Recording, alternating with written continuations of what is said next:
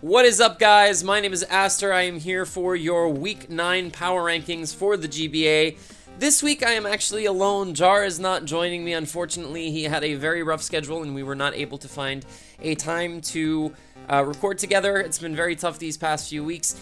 He's in school, he's got a lot of stuff going on, so I understand. But I'm going to try to carry it through. It might make for a little bit of a shorter episode, but I'll do my best on my own. It's kind of different because I have to streamline it all on my own, like I said. It's not really bouncing back ideas, so let's just hop right into it. In at number 16, Jar and I both have, of course, Old Man Tup and the Pittsburgh Piratas. Tup had a very weak matchup this week. Unfortunately, he had a very tough matchup against a very hot George. Hot in the sense that he is doing very well at the moment, and he is showing us that he is the George of last season. So George, of course, brought possibly the best set to sweep through Tup's team. Amazing set. We've seen it before in the past, though. It's kind of predictable, and it's kind of strange that Tup didn't see it coming. But Salic Swords Dance is something that we've seen from Monotui in the past. It's something that we've seen very often in Draft League format, so it's nothing to be too surprised at. In terms of Tup's prep, I'm going to use some of Jar's notes here. The only way around Chomp, really, was for Tangrowth to be both HP Ice and Giga Drain at the same time. It would be able to 1v1 it easier and predict around it, but unfortunately, Tup did not do that. Tapu Koko was cool, was good. Jar recommends that Tapunium Z, in order to obliterate the Registeel, would have been a good idea, but he still liked the set overall. The Staraptor was fine, and we both agreed that if Tup had some form of priority on his team, that it would have been a lot easier to stop that sweep, of course, because the Garchomp was extremely low, so having Quick Attack on Staraptor was an option, but it wasn't all that necessary when you look at the rest of George's team. He's got things like the Mismagius that can block a Banded Quick Attack. He's got very bulky Pokemon like Suicune. So it's kind of difficult to say that not bringing Quick Attack was a mistake. Hindsight is 20/20. It happened in the game where Quick Attack would have slowed down the game and put him back into it somewhat. But anyway, that's pretty much all we have for Tup. He didn't play a bad game. Actually, he got around the Garchomp once. He wasn't able to get around it twice, unfortunately. But the big thing for me with Tup is that I feel like he has a hard time seeing the field.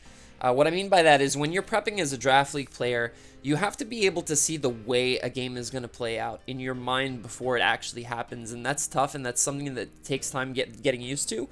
But Tup, I feel, he looks at the Pokemon, and he compares them, and he says, well, this has a good matchup, this has a good matchup, but he doesn't see how the game plays out, potentially.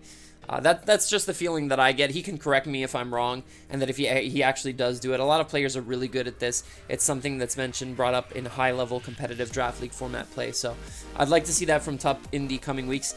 Hopefully he can pull out a win somewhere this season.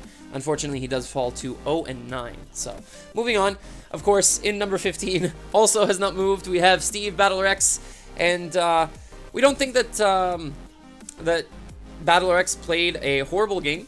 He brought Trick Room to the Trick House once again, as MV mentioned, and didn't go great for him again. We just want to let him know that his team is not forced into Trick Room every week, and I mentioned this last week. He doesn't have to bring it all the time, and it seems like it comes every week. But, I mean, if he thinks it can work, that's fine. Let him go with it.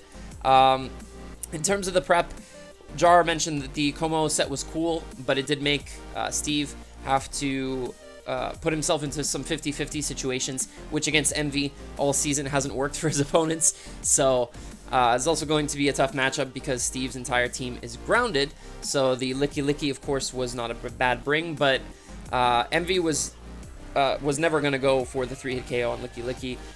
It's actually not a bad bring, but yeah. And the Meloetta was a cool idea to deal with the Alolan Muck. Very cool bring.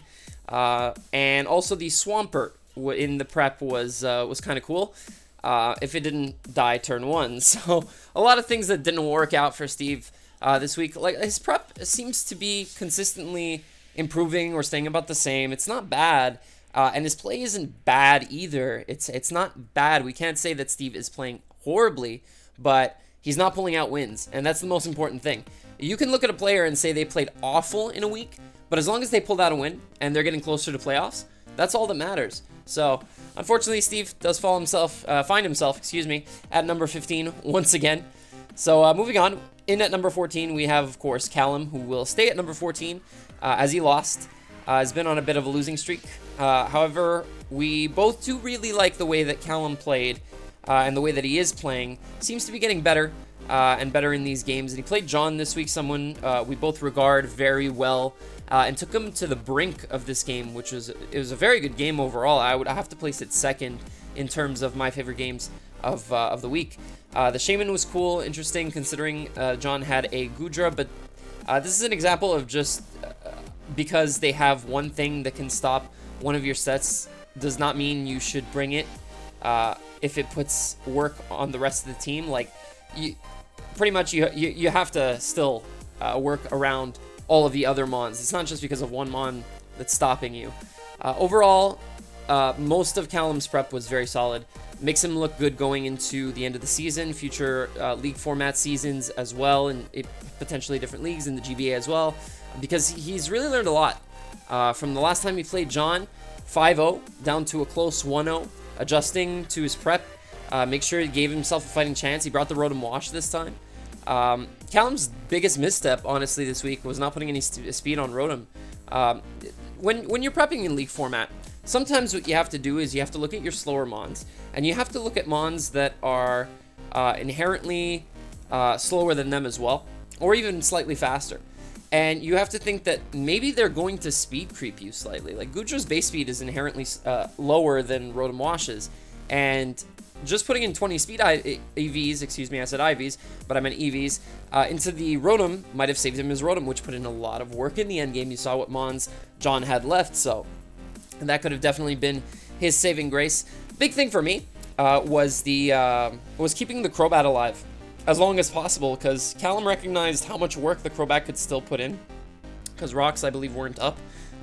He was able to keep the rocks off for the entirety of the game, which is something that I don't believe he was able to do in a lot of his prior games, but he was able to keep them off this time. He was able to deal with the Uxie before it could do any more work, set back up rocks, and then he kept his Crobat healthy, and Crobat could have definitely lived an Ice Shard later on in the game, because Crobat just doesn't die to Ice Shard right off the bat, even Life Orb, even Choice Banded from the range it was at. So it's very smart on his part, keeping the Crobat as long as humanly possible. Speed tying with the Jolteon as well as at the end of the game was always a possibility, and the fact that it got so low. So definitely great play from Callum. We saw some great things, but unfortunately it's another loss, which lands him down at number 14.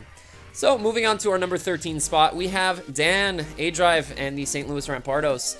And if you watched the playoff picture yesterday, if you haven't, go check it out. It's really really great series that we have going on right now on the channel. Rob and Aaron are running it, and they really go into depth as to who can still make playoffs, who can't.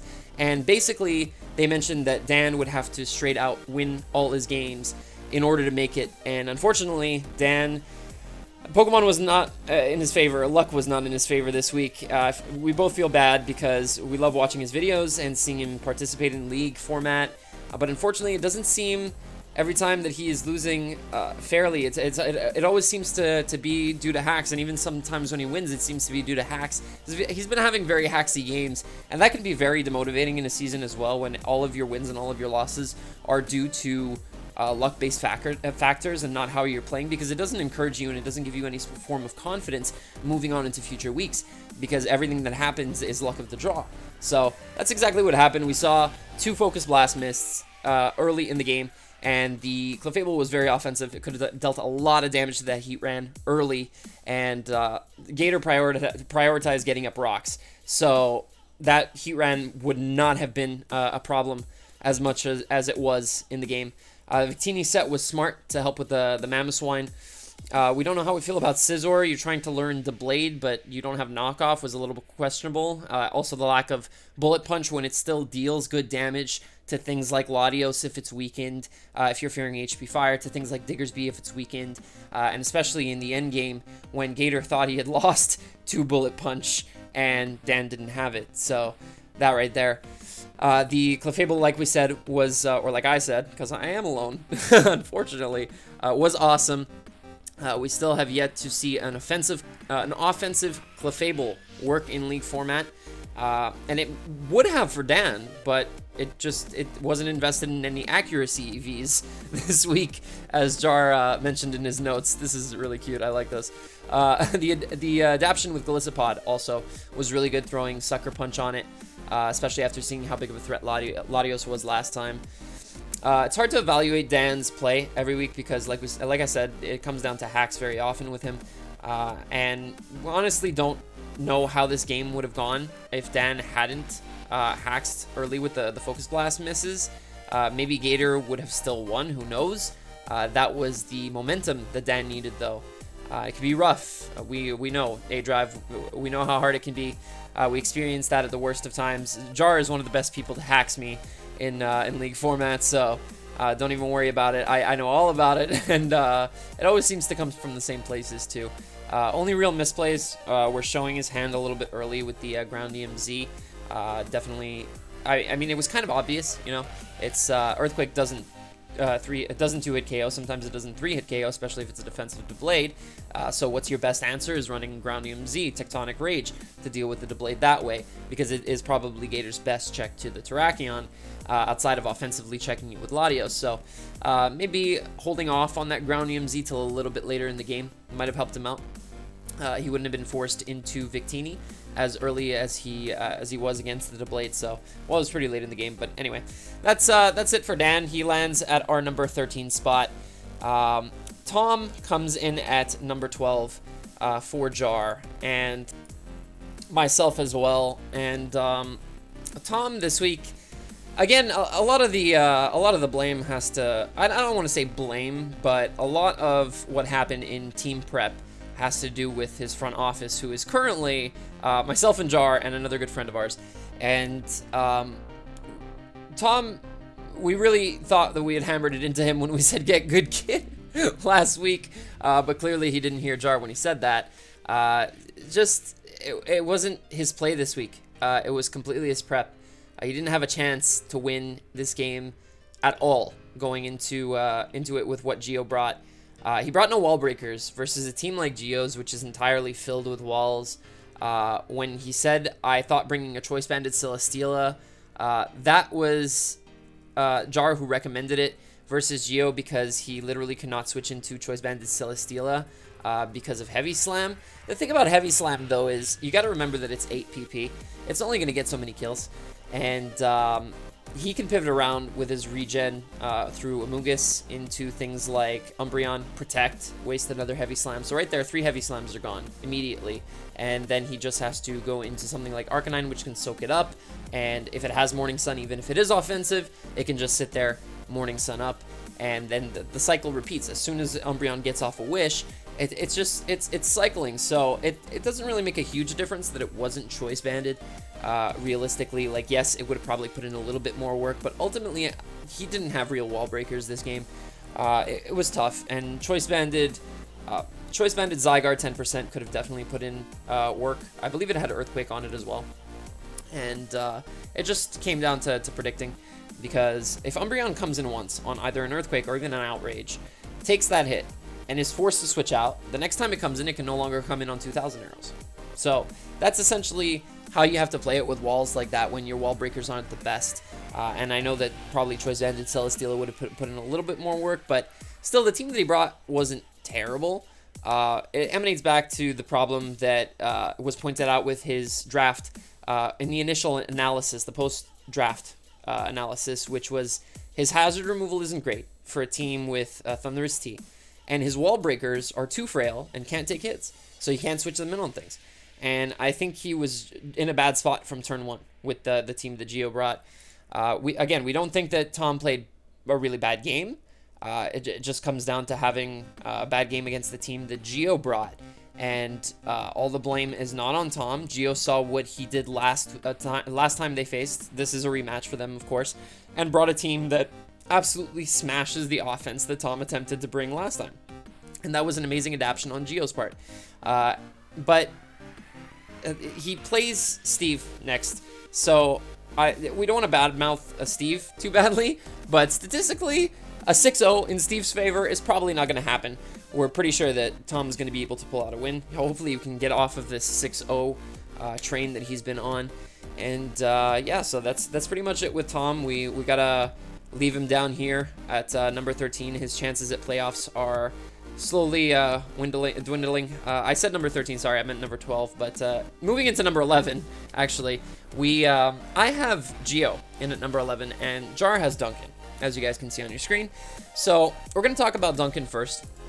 And Duncan at number 11. It seems like an excessive drop for losing to somebody like Chimpact, and we've said constantly throughout the power rankings that we won't drop teams too harshly. As you guys, I don't think you see it on your screen yet, but you will see that I only dropped Duncan 1 spot, but Jar dropped him 3, and I'm going to give you his explanation as to why it's the worst possible week for Duncan to lose, and that's what resulted in a giant drop. This loss gave Duncan a 4-5 record, and made playoffs quite unlikely for him this season, and almost every other 4-4 team going into this week was able to pick up a win. So it's hard to not drop somebody that hard, and I understand that from Jar's perspective as well. We'll move into the prep. So first off, we don't think that he did this for us, but he did tell us his EVs and show us his whole set this time, so thank you, Duncan, honestly, because that helps us out a lot, and we are going to, it's going to make it easier for us to be assholes to you. So no, I'm kidding, completely. But no, but we like the Keldeo set. Chimp's team is weird, so much setup fodder, but things like Thundy to stop sweepers, etc., and make it hard for someone to actually set up and win versus him. We actually really like the Sun versus Chimp's team. It can do a lot of work, especially with growth. So definitely shoutouts to Duncan on that bring. Very nice. However, the Metagross was a little bit strange because unless Alamomola and Fortress were gone, it was not doing anything. And so I'll retract a little bit of the applause there for that set. In terms of the play, Duncan was playing extremely well for the most part of the game. Then he misplayed at the end, not clicking Earthquake. He addressed this in his video as well. Shows that he is aware when he makes a mistake, and I think this will help him going forward, which is good. And that was definitely a misplay. So I don't know if he would have won if he had done that. In fact, I think because the Azula, the Thunderous, was still at full, and he would still have had it to the sash on Zoroark as well. So Duncan, you played for the end, unfortunately. It didn't work out for you, so that's where it's going to stand. There is one misplay also that I want to talk about from my end, and that is the exact turn that Venusaur recovered with its Black Sludge, and Kyurem recovered with its Leftovers. And the Kyurem was extremely low. It was in range of another Sludge Bomb. Now, Chimp noticed this immediately. He noticed that the Black Sludge recovery went first, and he questioned his knowledge on Pokemon in general as to whether or not Black Sludge always went before Leftovers, and that is not the case. I actually tested this out earlier. Recovery items like Black Sludge and Leftovers are all based on speed tiers. So when you see the Black Sludge going off first, you know inherently that the Venusaur is faster than the Kyurem Black. And having gone for Sludge Bomb on the following turn would have put Duncan in a much more favorable position to win in the end game. He still had to deal with a Sash Zoroark that he didn't know was coming because the Thunderous was still at full. But I think that making that play, based on the knowledge you have in front of you, there is no reason not to click Sludge Bomb.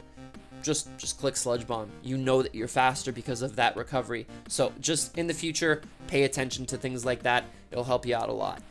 Moving on, in at my number 11 and Jar's number 9. We'll talk about this one first, which is Geo. So we already talked about Tom's side, and Geo, we have to give it up for this man. He's been on an absolute tear as of late, dealing with anyone who tries to stop him. And this is the Geo that we both remember. And I think a lot of it has come just because he has simplified his game. Jar has said a lot in the past few weeks that Geo is making plays and sacking off valuable win cons when he shouldn't. He's overextending And now he's looking a lot more for the middle ground play, and at the right times as well. And this has benefited him immensely. And it took it into this week, and he picks up a 6-0 against Tom, and that was crucial for his differential and for his playoff chances. In terms of his prep, you know, I can't put my finger on it, but I'm sure there's a person that's missing from this recording, from this video, that would really much appreciate the team that Gio brought, because it looks kind of bulky, it looks kind of stally, you know. So I'm pretty sure that somebody who's missing would have appreciated that. But the bulk that he brought, he played well. He played the way that you're supposed to, especially with Umbreon. Umbreon is extremely underrated, and Jarret just used it in the league, and he absolutely tore up with it. Even though he didn't have a great record by the end of it, he still did very well with that specific Pokemon. So it's definitely something that takes time to learn to use, and once you get to learn to use it, it's insanely bulky and very, very good, especially if it's paired up with correct team members. In this case, it was.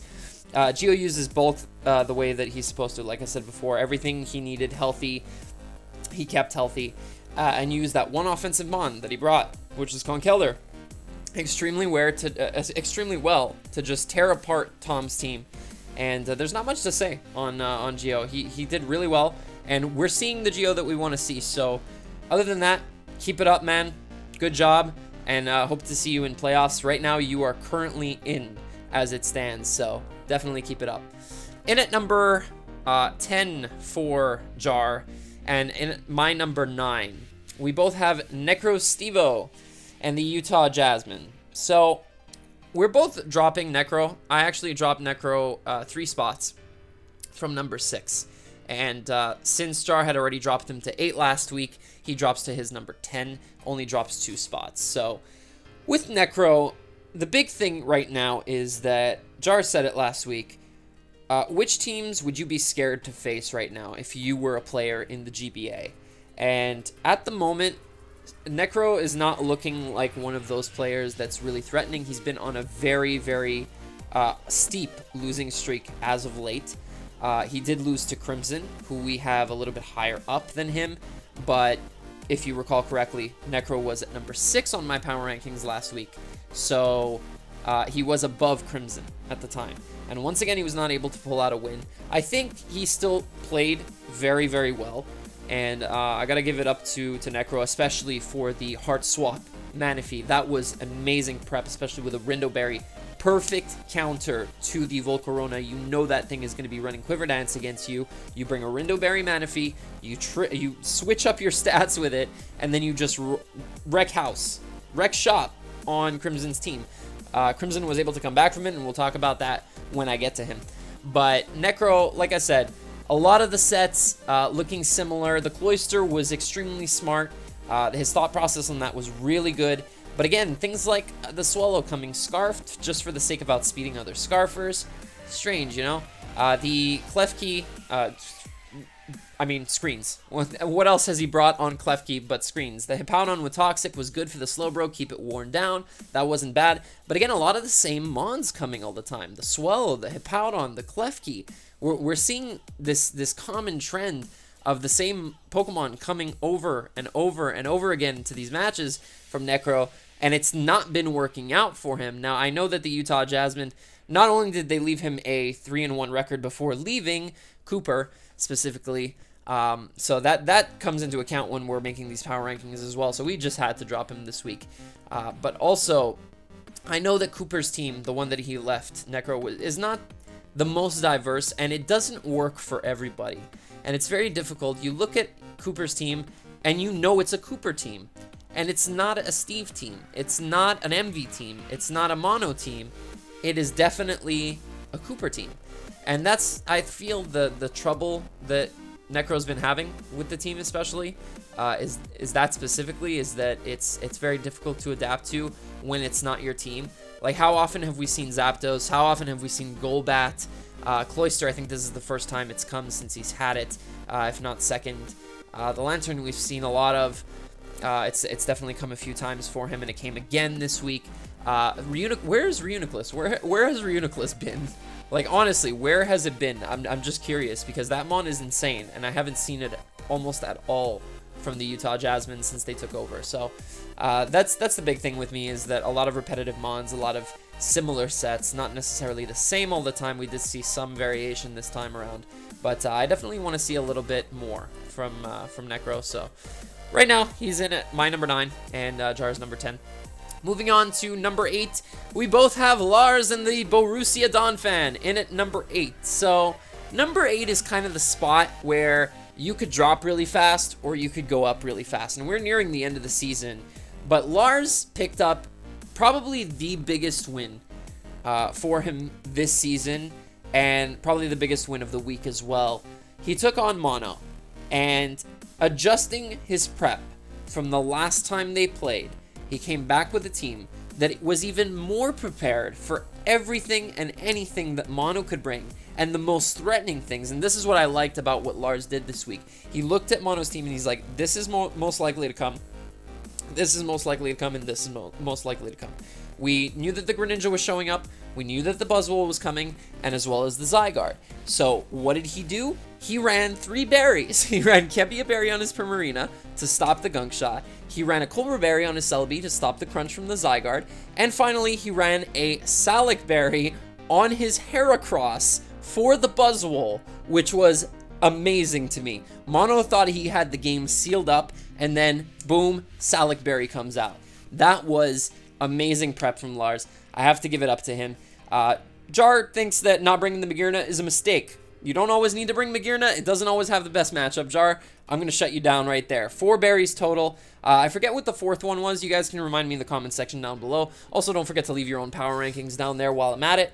The Heracross set, amazing. Saved Lars. He learned this time that Rest was the superior set on the Tornadus, which was great. And the Primarina set also saved him against the Greninja. It was fantastic. I already mentioned it, but he got into every situation correctly in this game that he wanted to with his Mons in order to beat Mono. And he got the Celebi into a position to beat the Zygarde. He kept his Heracross in the end game. His Donphan beat the Jirachi without ever clicking a move, which he mentioned in his own video, which was hilarious to me. It was very impressive. His Primarina countered the Gren just how he wanted to. Basically, Lars went into this match with a vision, and it worked out perfectly. And this is what I mentioned with Tup earlier, was that some players are able to see the game before it happens. And this is what I felt like Lars did this time around. I've seen strokes of genius from Lars, amazing predictions, great games, and I've seen the worst of Lars in the past. So I hope that we can continue seeing this side of Lars, and that he has the time and patience to put in the prep to get this sort of result, where he can envision the game and really build a team that is perfectly tailored to take on his opponent. Now, he's revealed a lot of the same stuff over and over again. We got the Primarina with the Kebia Berry. We've got the same Tornadus. He mentioned it in his at the beginning of his video in the team builder. And so a lot of these things Mono knows now. He's going to be prepared for them if ever he takes him on again. So Lars has to be very careful in terms of where he ends up placing if he makes playoffs, if and when. And he has to also be very careful of not bringing those sets, because if he doesn't bring them and Mono duplicates his team and brings the same stuff and ends up shredding through Lars, it's over. That's it. It's done. It's the end of the road. So he's going to have to be very careful with how he preps from here on out if they ever face again. It's going to be interesting to see how that plays out. So in at number 7, we both have Crimson Seabad and the Detroit Steel Wings. Crimson played a very solid game this week and managed to prove both of us right, moving him up as he picked up a win versus Necro. Now, we did move Necro down, of course. This is a very, very close game, and this was very well played on both sides. But Crimson made the plays that he needed to in order for him to come out on top, and that we can always respect. The Volcarona set was solid, standard. There was no problems with that. But it got caught off guard by the Manaphy. That's something you don't see coming all the time. The Serena set, again, was standard. Correct set, found the middle ground between innovative and productive, and that's what Crimson has kind of been doing. He's been finding that ground over the past few weeks between innovative and standard. He's been doing it very well, and this time, even though it might seem like he didn't bring anything innovative and he was just really straightforward, the Sylveon was Wish Protect, the Slowbro was Slack Off, Scald, Psychic, I believe. The the Kyurem was just Scarfed, Ice Beam, Draco Meteor. You had a lot of standard things on Crimson's side, but sometimes that's all you need, especially when you look at a team like Stevo's in the Utah Jasmine, and you see that they're constantly bringing the same things over and over again. This is what's going to happen. You're going to become very predictable, and your opponent is not going to have to put in that much prep to be able to counter you. And that's exactly what happened. The Sylveon was able to shut down the endgame completely with Wish Protect. He was able to get through a few full paras, luckily for it, and he was able to come out with the win. In terms of the play, Crimson has never heard of switching before. He stayed in so often when he thought he could live a hit based on the calcs. I'm not sure on how many he was actually right on, but he did make the plays that he needed to. He stayed in the game, got off the necessary damage on things that he needed to, especially while the light screen was up. He was gradually weakening the Klefki so that it no longer was able to switch into the Kyurem, whether screens were up or not. So he played that very well. He gradually weakened everything, and eventually when screens went down, he finally went into Kyurem, finished up the Hippo. That's the end of the game. So that's very solidly played. I would have liked to see a Wish Pass a little more often from Sylveon into Slowbro, because Slowbro, while being toxic, was still a very, very good check to the rest of what NecroStevo had at the end of the game. Just firing off Scalds. Like, Klefki doesn't want to take Scald. Even behind a light screen, it takes it worse than it does Hyper Voice. So your main attacker should be Slowbro at that point. And I understand that the Hippowdon can sit there and slack off in front of you, but you're also scalding it, and it's toxic.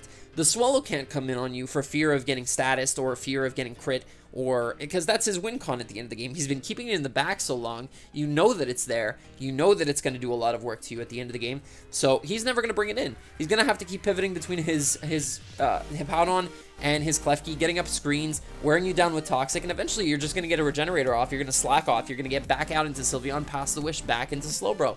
Slow Baton Pass is good for that. You get to see what's going on before it happens. So I like the utilization of the Baton Pass. I would have liked to see it passed a little more often into Slowbro is all I'm saying. So that's it for Crimson. He's in our number 7 position. I think this is one of the best positions that Crimson has had in his time in the GBA, and I think it's only going to keep getting better, especially if he keeps pulling out wins. He's going to make playoffs no problem, so I'm really proud.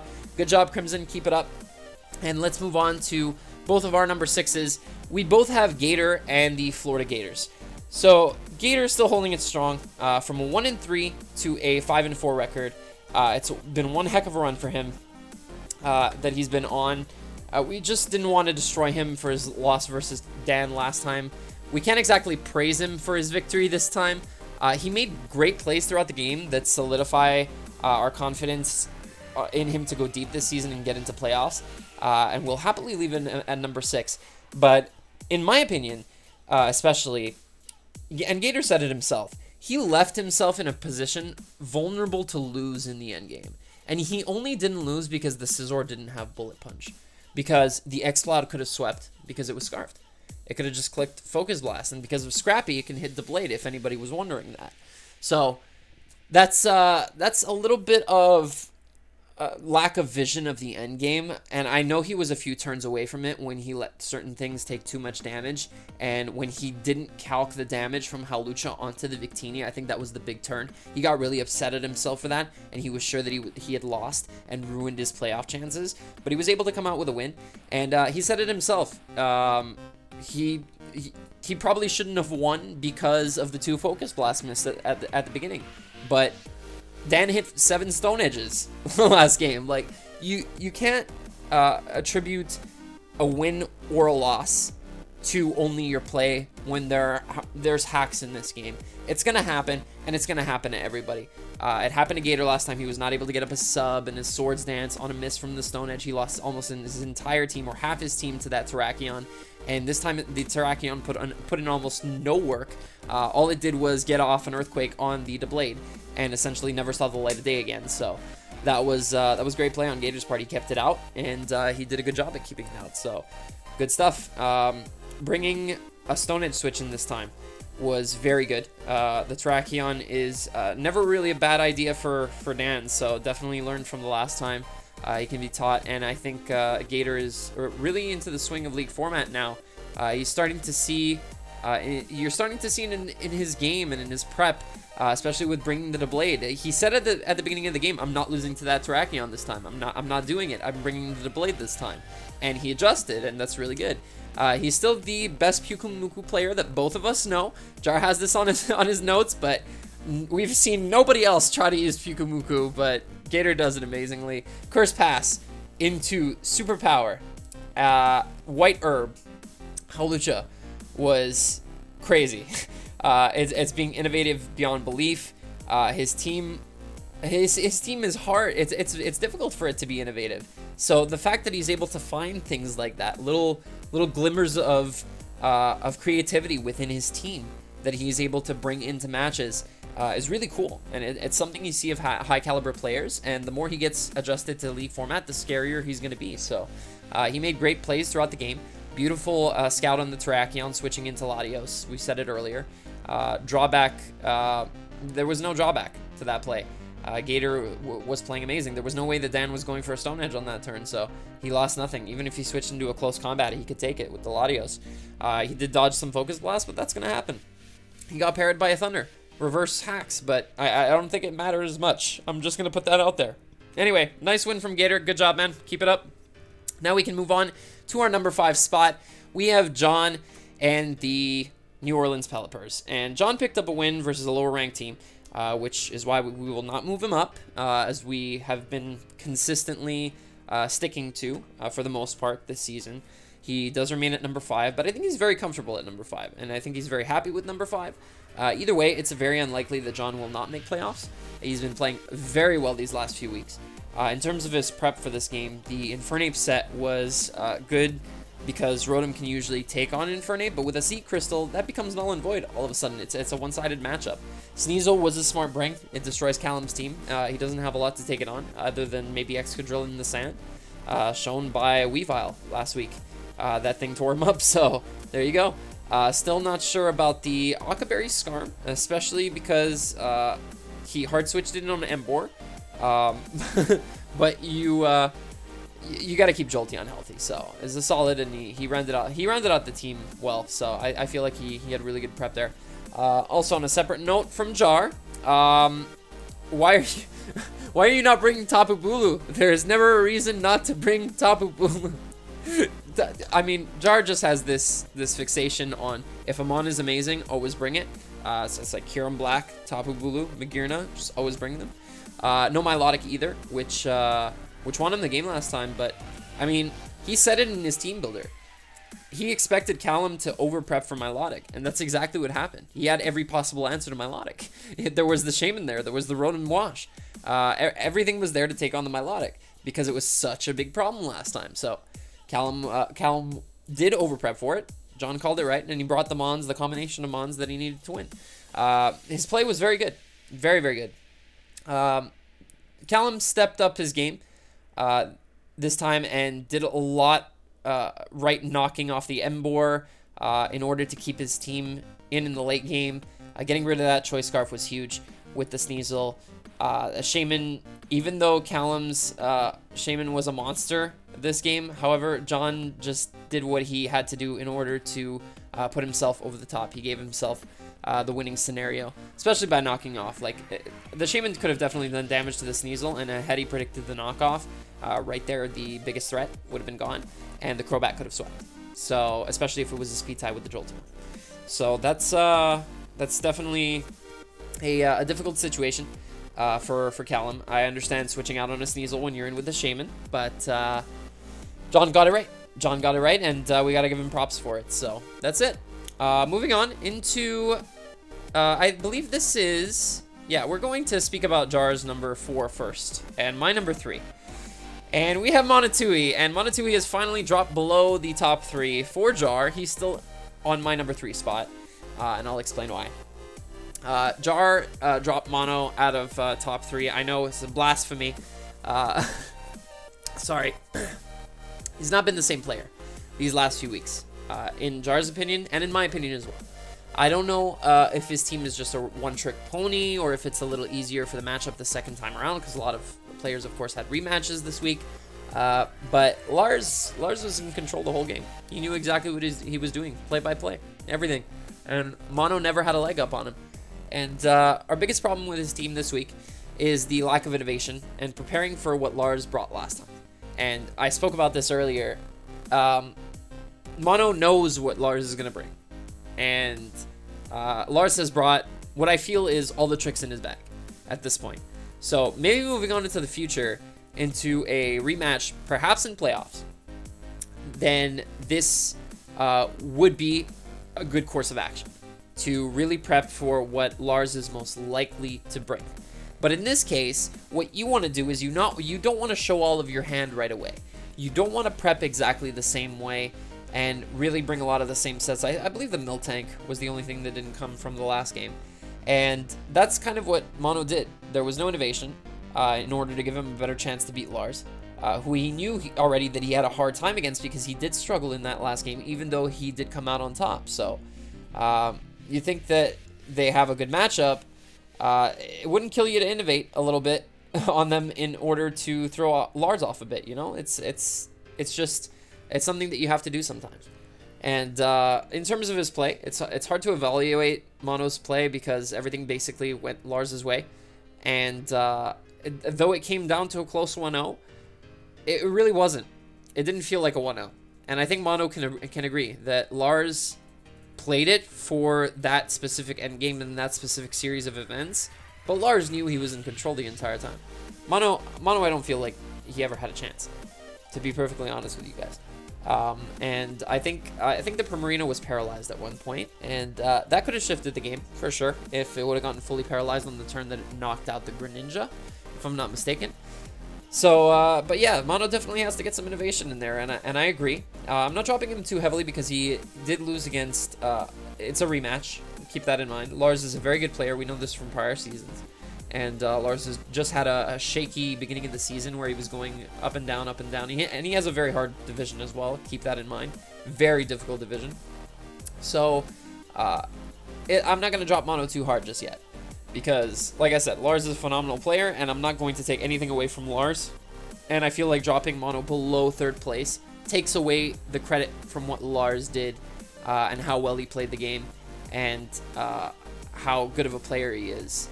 Because I feel like dropping him down below 3rd would basically be saying, well, you lost to a subpar player, when that is not the case. So that's how I feel about it. Moving into my number 4 and Jar's number 3, we have George and the San Francisco Arcaniners. And George did make it into Jar's top 3 for this week because Mono dropped out, of course. And, you know, it's, I mean, Jar's list is probably a little bit more important than mine. And Jar would probably say that in his notes that I'm reading right now. Thank you, Jar. Appreciate it. George is probably going to comment on this video, Arcaniners for top 2. But we'll see... We'll see if George is able to continue being the champ from Season 6, and if he's able to take down bigger behemoths, and if Chimp and MV drop off. We'll see about that, but right now we're focusing on George. Obviously, Garchomp was the perfect set to bring against Tup. There's not too much to say about the set. Honestly, George impresses me with the way that he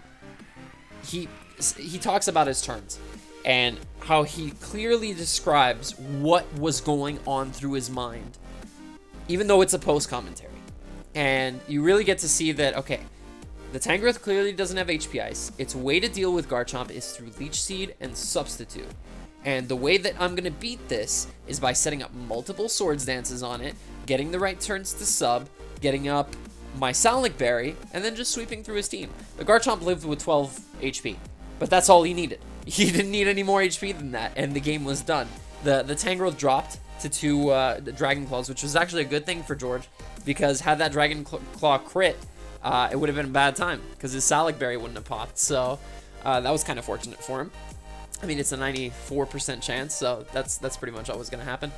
But yeah, no, again, there's not too much to critique George on. He played perfectly. We didn't get to see almost any of the 3 legendary dogs in action. No, I think only Suicune hit the field, and it was a buffer for the Tangrowth just to make sure the sub was broken, I believe. So yeah, that's unfortunate, but Garchomp putting in all the work for George. Really nice.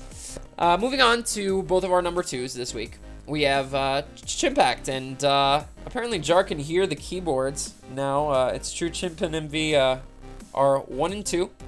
for both of us at this point. So we can hear you guys typing, and we can hear you saying, thank God you guys finally know what you're doing. But no, honestly, Chimp and Envy, but specifically Chimp right now in number 2, definitely deserves it.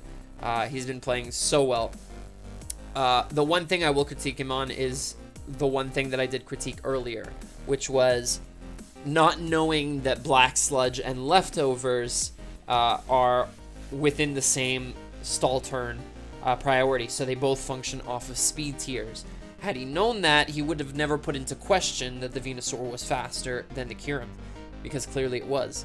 And it's not out of the realm of imagination that the Venusaur would be faster than the Kyurem. He's running a Sun team after all. Keep in mind that this Venusaur is probably EV'd in a way to outspeed something specific on your team. Maybe a Scarfer somewhere. Maybe a Scarf Zoroark, while Venusaur is at +2, perhaps. And maybe it just so happens to have max HP so that it can take advantage of Synthesis in the Sun, and it can stall out Life Orb turns on something like a Thundurus. Who knows? You know, it's little things like that, and you have to look past the, oh, well, this thing has to be bulky. There was a Torkoal there a minute ago, so try to look past that. I know it's easy to say when I'm just analyzing here in my room and I'm just watching these battles and going over them, but I do see things that I hope that coaches will see during their battles in the future, and I'm just trying to bring them to light. So that's the only thing I really have to say about Chimp. Other than that, his prep was really nice. The Sash Zoroark, everything was good, realistically. Disguising the Zoroark as the Thundurus and making sure that rocks weren't up, and that when he brought in the Thundurus, when he brought in the Zoroark, he went for a U-turn, and it didn't reveal that it was Thundurus or Zoroark because they both get access to U-turn. I found that so cool, honestly. I love the use of Zoroark in League format, and I think that Chimp is using it very well. Jar would advocate that he's probably one of the best users of Zoroark, but he says that about like every mon, so don't listen to him. But anyway, moving on to number 1. Finally, we have your Lord and Savior, MV, back at number 1 again this week, who took on Steve and the Milwaukee Sawsbucks, and prepped and played a very solid game as always. Hard to critique this guy. The guy who's 8-1, albeit who probably had one of the easiest schedules this season. As long as he is winning, you cannot hold it against him, though. He didn't make the schedule, or did he? Anyway, MV prepped another good game. The Sash Empoleon, I suppose, was brilliant. Prevents Empoleon from doing the one thing that it's good at, though, which is being bad and dying turn 1. So, shame on you, MV. You should let your Empoleon die, alright? Scarflando was, it's Scarflando, alright? It's what he brings. Muck, very original. Scarf Volturn was pretty smart, you know? And, again, the Zam was very well built. Helped out with cleaning the game, you know, common Zam set. Like, what is there to say? All MV has to do is bring the things that work, and they work. They always work. It just he plays it well, and he comes out with a win. So that's MV for you guys. Again, I've said it before, and I'll say it again. This guy is scary to go up against, and he will probably finish out the season with a clean sweep. From what we've been seeing, and I called it a couple of weeks back. And if we see MV with an 11-1 record, you can almost be sure that this man is gonna go hard in playoffs, because I'm sure he listens, and I'm sure he knows that we've been saying all season that he doesn't have the most difficult schedule. But as soon as I see him up against people like Monotui, against Chimpact, against Gator again, against John again, who's been playing a lot better now since he lost. Against Lars, potentially, against all of these players that are doing really well this season, he's going to have to be very, very careful. So, and especially against George, who we all know how that ended last season. So, that's the only thing I have to say about MV. Just don't get in over your head, and I know you don't. I know you're very level-headed, so, but just be careful with that, because all these wins can be a power trip. So, let's see what you can do in playoffs, buddy. You're pretty much the first person that's clinched officially. And that's going to wrap it up for the power rankings, guys, this week. I know that it was a little bit different. It was about the same length, actually, as it usually is, probably because I covered Jar's notes and my own. So it pretty much filled out the time that it usually does. But if you guys still did enjoy, I know this is not the format that you're used to, but I hope you guys were still able to get something out of this and learn and and critique me as well if you want to in the comment section down below. I mean, I'm going to be receiving all of it, pretty much. I did say which notes were Jar's and which were mine. Most of Jar's were comedy anyway. They didn't really matter, but no, a lot of Jar's notes were very helpful this week. I appreciate that he looks into the prep more than he does the play. And I look more into the play than I do the prep, so we make a good team. And it sucks not having him here this week, but he will be back next week. I can promise you guys that. That is it for us. I also do want to apologize. This video is probably going up around 6:30 p.m.